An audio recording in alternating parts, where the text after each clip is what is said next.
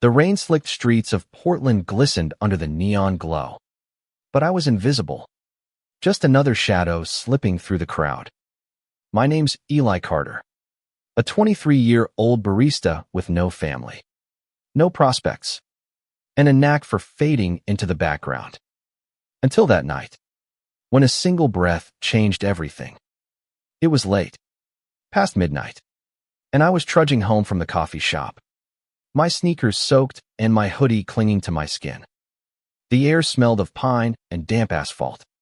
But something else lingered, a musky, primal scent that made my pulse quicken for no reason I could name. I turned down an alley. A shortcut I'd taken 100 times. When I heard it, a low growl. Like thunder rolling through a storm. Two figures emerged from the shadows. Their silhouettes sharp against the flickering streetlight. One was broad-shouldered, his leather jacket straining against his frame. Dark hair falling into eyes that burned like embers. The other was leaner. All sharp angles and restless energy. A scar slicing across his cheek like a warning. They moved with a predator's grace. Their gazes locked not on each other but on me. "Stay back, Rowan," the broader man snarled, his voice deep and commanding. "He's mine." "Yours." The scarred one Rowan laughed. A sound that was half menace, half longing. "You don't get to claim what hasn't chosen, Caleb." I froze, my heart hammering. They were talking about me. Me, Eli Carter, the nobody who'd never been claimed by anyone. My hands trembled as I backed away, but their eyes followed, pinning me in place. That strange scent intensified, wrapping around me like a tether, and I realized with a jolt that it was coming from me. "You smell it too, don't you?" Rowan said, stepping closer. His voice softer now, almost reverent. His green eyes gleamed with something I couldn't name: hunger. Maybe. Or something deeper. "It's not just any scent. It's rare." Caleb growled again, his fists clenching. "Back off. I'm the alpha here." "Alpha or not, you don't own him," Rowan shot back, his body tensing like he was ready to lunge. I should have run. I should have screamed. But my feet were rooted to the ground, and something inside mesomething I'd never felt before stirred. It was like my blood was singing, calling out to both of them. I didn't understand it, but I felt it, a pull, magnetic and undeniable, drawing me to these two strangers who were ready to tear each other apart. What's happening?" I managed to choke out, my voice barely a whisper. Caleb's gaze softened for a split second, but his stance didn't waver. "You're one of us, Eli. Or you could be. That sentence waking something in you. And in us." "One of you," I stammered, my mind spinning. "I'm just a barista. I'm nobody." Rowan's lips curved into a bittersweet smile. "Nobody? No, Eli. You're the spark that's about to set this pack on fire." The next morning, I woke up in my cramped apartment, convinced it was a dream. But the ache in my chest, the memory of that scent, and the way Caleb and Rowan had looked at me was all too real. I dragged myself to work, spilling coffee and burning toast, my mind replaying the alley scene. Who were they? Why me? And what did they mean by one of us?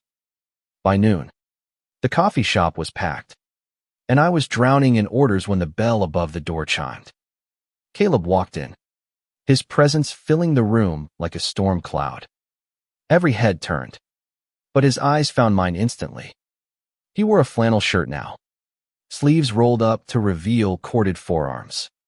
But the intensity in his gaze was the same. "Eli," he said, his voice low enough that only I could hear. "We need to talk." I fumbled with a latte, nearly dropping it. "I'm working." "It's not a request." His tone wasn't cruel, but it carried the weight of someone used to being obeyed. He leaned closer, and that musky scent hit me again, making my knees weak. "You're in danger." You don't know what you are yet, but others will.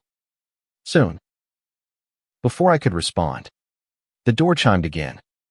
Rowan. He sauntered in, all lean confidence, his leather jacket slung over one shoulder. The air crackled as their eyes met, and I swear I felt the tension ripple through the room. Customers glanced up, sensing something they couldn't name. Really? Caleb? Rowan drawled, sliding into a booth but keeping his eyes on me. Stalking him at work. Classy. Caleb's jaw tightened. I'm protecting him. Unlike you, who'd rather throw him to the wolves. Rowan's laugh was sharp. Wolves.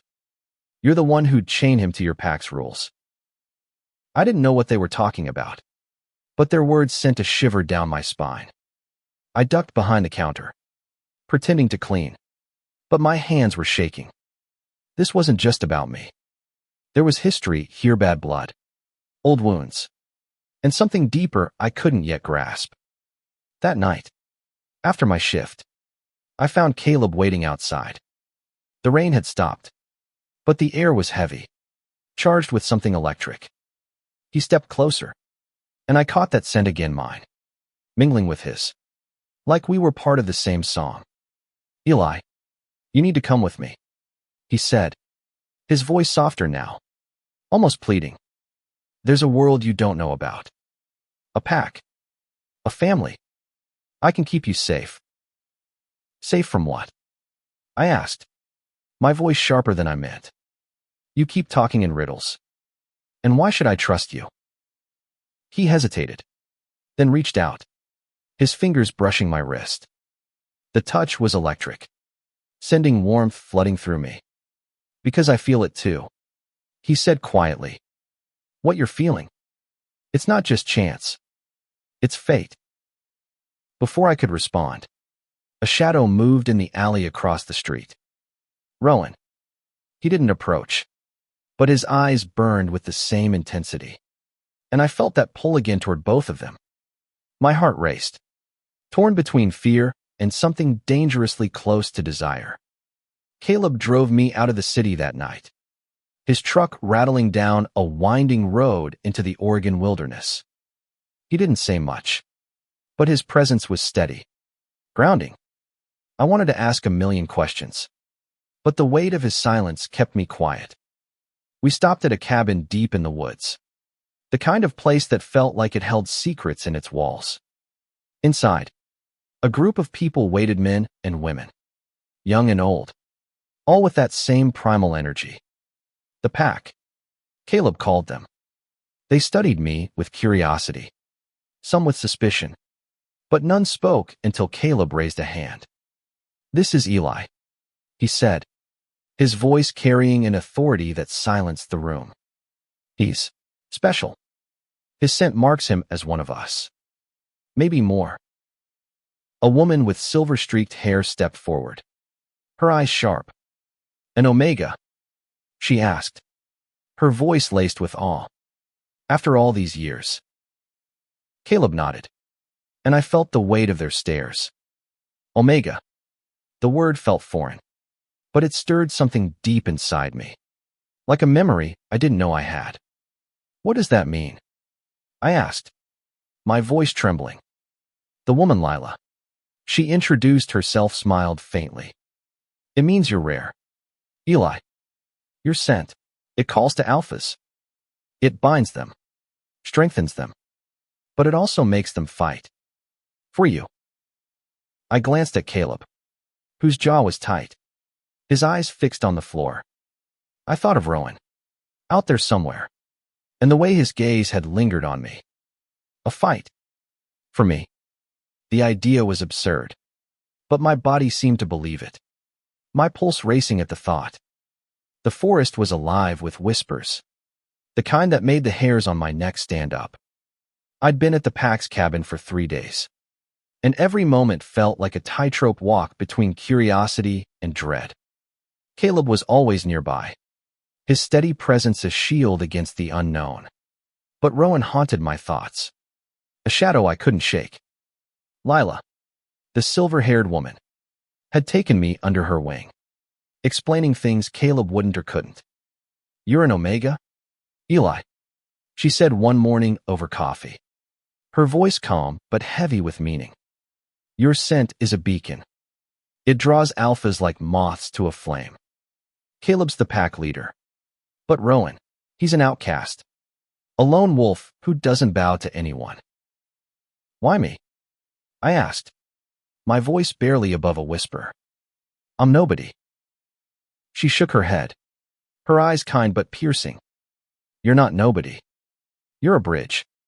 Eli, your scent could unite the pack or tear it apart." I didn't want to be a bridge. I didn't want to be anything. But every time Caleb looked at me, his dark eyes soft with something unspoken, or when I caught a glimpse of Rowan watching from the edge of the woods, I felt it hat pull. That heat, like my body was answering a call I didn't understand. That afternoon, Caleb took me into the forest, teaching me to track, to listen to the woods. His hands steadied me when I stumbled, his touch lingering just a moment too long. "You're stronger than you think," he said, his voice low, like he was sharing a secret. "You just need to trust it." I wanted to believe him, but trust was hard when I didn't even know myself anymore. The forest felt alive, pulsing with the same energy I'd felt in the alley that first night. And then I smelled Atroan's scent, sharp and wild, cutting through the air. He stepped out from behind a tree, his leather jacket scuffed, his green eyes blazing. "Teaching him your tricks. Caleb," he called, his tone mocking but his gaze fixed on me. "Or are you just trying to keep him caged?" Caleb's body tensed, his hand tightening on my arm. "Leave. Rowan. You're not welcome here." Rowan ignored him, stepping closer. His scent hit me like a wave, and I stumbled, my head spinning. "Eli," he said, his voice softer now, almost tender. "You don't belong in his world. You're not a follower. You're like me." "Like you," Caleb snarled, stepping between us.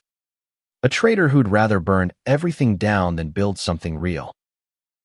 Rowan's smile was sharp. "Dangerous. Real.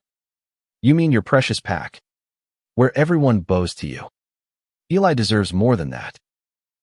I felt like I was being torn in two. Caleb's protectiveness was a warm, steady anchor, but Rowan's words sparked something wild in me, something that wanted to run, to break free. I didn't know who I was anymore, but I knew I couldn't keep standing in the middle. "Stop it," I said, my voice shaking but firm. "Both of you. I'm not a prize to be won." They froze, their eyes on me, and for the first time, I felt the weight of my own power. But it didn't last. A howl pierced the air, distant but chilling, and Caleb's face darkened. "The rogues," he said, his voice tight. "They've scented you, Eli." That night, the pack gathered, their faces grim. Rogues outcasts like Rowan, but without his restraint had been circling the territory, drawn by my scent. Caleb's pack was strong, but the rogues were desperate, and desperation made them dangerous. I listened as they planned defenses, my stomach twisting with guilt. This was my fault. I was the spark, just like Rowan said. After the meeting, Caleb found me outside, staring at the stars. "You're not to blame," he said, his voice gentle but firm. "None of this is your fault." I shook my head, tears stinging my eyes. "I don't even know what I am. Caleb, how am I supposed to live with this?" He stepped closer, his hand brushing my cheek. The touch was soft, but it sent a jolt through me, like a spark igniting a fire. "You're not alone," he said. "I'll protect you. Always." His words were a promise, but they felt like a chain, too. I wanted to believe him, to lean into the safety he offered. But part of me wondered what Rowan would have said. Rowan, who saw me as more than something to protect. The next day, The tension broke. I was in the cabin's kitchen, helping Lila with dishes, when the windows shattered. Figures moved like shadows, too fast to track, and the air filled with growls and screams. Caleb was at my side in an instant, his body shielding mine as he shouted orders to the pack. Rogues. Someone yelled, and chaos erupted. I caught glimpses of fur, claws, teeth, things that shouldn't exist but did. Caleb pushed me toward the back door, his eyes wild. Run, Eli. Find Rowan. He'll keep you safe. Rowan. I gasped, confusion warring with fear. But, go, he roared, and I ran, my heart pounding as I stumbled into the woods. The forest was a blur, branches tearing at my skin, but I kept going, driven by instinct. And then I saw him, Rowan, leaning against a tree, as if he'd been waiting. You okay? He asked, his voice calm despite the chaos behind us. I nodded, breathless. Caleb, he told me to find you. Rowan's jaw tightened, but he didn't argue. He grabbed my hand, his touch firm but not possessive, and led me deeper into the woods. We need to move. The rogues won't stop until they have you. We ran, the forest closing around us, and I realized I trusted him not because I had to, but because I wanted to. Rowan was chaos, but he was also freedom, and in that moment, I needed both. We stopped at a hidden cave, its entrance shrouded by vines. Rowan lit a small fire, the flames casting shadows on his scarred face. He didn't speak for a long time, just watched me, his eyes searching. Why do you care? I asked finally, my voice raw. You don't even know me. He leaned back, his smile faint but real. I know what it's like to be an outsider, Eli, to feel like you don't belong. But you belong wherever you choose to be. His words hit me harder than I expected. I thought of Caleb, his strength, his certainty, and the way he made me feel safe. But Rowan made me feel seen, like I could be more than just an Omega, more than a spark in someone else's fire. The fire crackled, and Rowan moved closer, his hand brushing mine. The touch was different from Caleb's, less possessive, more like an invitation. My breath caught, and for a moment, I let myself imagine what it would be like to choose him, to run with him and never look back.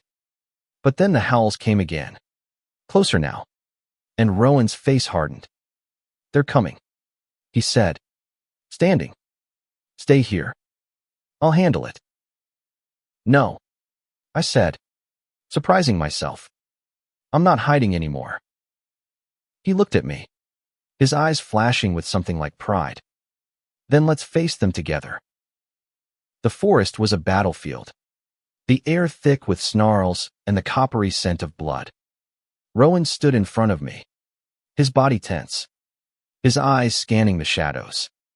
I wasn't the scared barista anymore. I couldn't be. Something inside me had shifted, like a lock clicking open, and I felt the forest's pulse in my veins, as if I belonged to it. The rogues emerged, their eyes glowing in the dark, their forms caught between man and beast. Rowan didn't hesitate. He moved like a storm, all speed and fury, his fists and claws, tearing through the first rogue before it could reach me. I should have been terrified, but I wasn't. I was alive, my blood singing with the same wild energy I'd felt that first night. Stay close, Rowan growled, his voice rough but steady. I nodded, my hands clenched, ready to fight or run or whatever came next. But then Caleb was there, bursting through the trees, his pack at his back. His eyes found mine, and for a moment, the chaos faded. Eli, he said, his voice raw with relief. You're safe. Rowan stepped between us, his posture defiant. He's safe with me. Caleb's gaze darkened, but before he could respond, Another wave of rogues attacked. The pack fought as one. Their movements synchronized. But the rogues were relentless, driven by my scent. I realized with a sickening lurch that this wouldn't end until they had me until I ended it. I didn't know how I knew what to do. Maybe it was the Omega in me. The part that Lila said could bind or break. I stepped forward, my voice shaking but clear. Stop. The word echoed, unnatural and strong. And to my shock, the fighting paused. Rogues and pack alike turned to me, their eyes wide. Even Caleb and Rowan froze, their rivalry forgotten for a moment. I'm not a prize, I said, my voice growing steadier. I'm not a thing to be fought over. If you want me, you talk to me, not through me. The silence was heavy, broken only by the rustle of leaves. Then one of the rogues, a wiry man with haunted eyes, stepped forward. You don't understand, he said, his voice rough. Your scent, its power, it's everything. Then take it, I said, my heart pounding. But you'll have to kill me first. The rogue hesitated, and in that moment, Caleb moved, his arm around me protectively. No one's touching him, he said, his voice a low growl. Rowan stepped forward, his eyes on the rogue. You heard him. Back off. For a moment, I thought it would work. But then the rogue lunged, and the world exploded into chaos again. Caleb and Rowan fought side by side, their rivalry buried under the need to protect me. I didn't stand still this time. I grabbed a branch, swinging it at a rogue who got too close, my body moving on instinct. When it was over, the rogues were gone, some dead. Some fled. The pack was battered but alive, and Caleb and Rowan stood panting, their eyes on me. I was bruised, my hands bloody, but I felt stronger than I ever had. You're not nobody, Caleb said, his voice soft but fierce. You never were. Rowan's smile was faint, but his eyes were warm. Told you. Eli. You're a spark. The next week was a blur. The pack welcomed me, their suspicion replaced with something like awe. Lila taught me about my Omega nature, how it could influence alphas, how it could strengthen a pack or destroy it. I wasn't ready to lead, but I was starting to understand what I could be. Caleb was my anchor, always there, his touches gentle but charged with something deeper. We'd sit by the fire at night, talking about the pack, about his dreams of keeping it strong. He told me about his past, how he'd fought to become alpha, how he'd lost people he loved. His vulnerability surprised me, and I found myself wanting to ease his burdens, to be the partner he needed. But Rowan was never far. He'd show up at the edge of the camp, his presence a quiet challenge. One night, he found me alone by the creek, the moonlight silver on the water. You're still figuring it out, aren't you? He asked, his voice soft. I nodded, my throat tight. I don't know what I want. Caleb, he's steady. He's home. But you, I'm what? He asked, stepping closer, his scent wrapping around me. Your freedom, I said, the words spilling out. You make me feel like I could be anything. He reached out, his fingers brushing my jaw, and my breath caught. You already are, Eli. I wanted to lean into him, to let myself fall, but I thought of Caleb, of the pack, of the life I was starting to build. I stepped back, my heart aching. I need time, I said. Rowan nodded, his smile sad but understanding. Take all the time you need. I'm not going anywhere. The pack was healing, but the tension between Caleb and Rowan simmered. They worked together when they had to, but their eyes still clashed, their words sharp. I hated being the cause, but I couldn't deny the truth. I cared for both of them. Caleb's strength grounded me, but Rowan's fire set me free. Choosing felt impossible, and I wondered if I'd ever be ready. One night, Lila pulled me aside. "You're not just an Omega, Eli," she said. "You're a leader. Your heart will decide what this pack becomes. Trust it." Her words stayed with me, a beacon in the chaos. I wasn't nobody anymore. I was Eli Carter, and I was starting to believe I could shape my own fate. The forest was quiet now, but the silence felt like the calm before a storm. I'd been with the pack for a month, and every day brought me closer to understanding who I was. But with that clarity came a weight, the choice I couldn't avoid. Caleb or Rowan. Safety or freedom. My heart was a battlefield, and I was tired of the war. One evening, Caleb found me at the cabin's porch, the stars bright above. He sat beside me, his shoulder brushing mine, and for a moment, we just existed, the silence comfortable. "I've never felt this before," he said finally, his voice low. "Not just your scent. Eli, you make me want to be better." I looked at him, his dark eyes reflecting the starlight, and my chest ached. "You're already enough," I said, meaning it. "But I don't know if I can be what you need." He took my hand, his grip firm but gentle. "You don't have to be anything but you." His words were a balm, but they didn't erase the pull I felt toward Rowan. The next day, I found him at the creek, skipping stones across the water. He didn't look up as I approached, but his smile told me he knew I was there. "You've made up your mind, haven't you?" he asked, his voice quiet. I shook my head. "No. That's the problem. I care about you both, and it's tearing me apart." Rowan turned to me, his green eyes searching. "Then don't choose. Not yet. Let's just be." He stepped closer, his hand brushing my arm, and I felt that spark again, wild and free. I wanted to stay in that moment, to forget the pack, the rogues, the weight of my scent. But life doesn't let you hide forever. The storm came that night. Not rain, but rogues more than before, led by the wiry man who'd spoken to me in the forest. They attacked the camp, their howls splitting the air. Caleb rallied the pack, his commands sharp and sure, while Rowan fought at the edges, a lone wolf holding his own. I wasn't helpless this time. Lila had taught me to channel my Omega nature, to use my scent to calm or inspire. I stood in the center of the camp, my heart pounding, and let that power flow. "Enough," I shouted, my voice carrying that same unnatural strength. The fighting slowed, heads turning toward me. "We don't have to do this," I said, my eyes on the rogue leader. "You want power? Then join us. Be part of something bigger." The rogue hesitated, his eyes flickering with doubt.